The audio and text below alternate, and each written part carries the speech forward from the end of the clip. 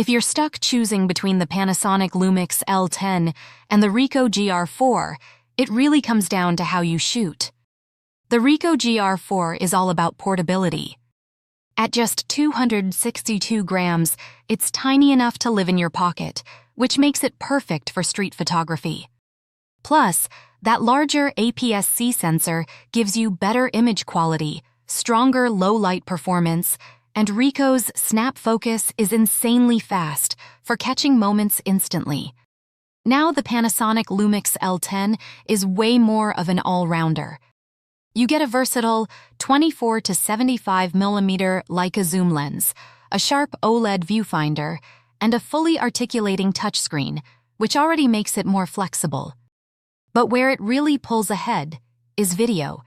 We're talking 5.6K recording, 4K at 120 frames per second, vlog, and pro-level tools straight from Panasonic's GH lineup.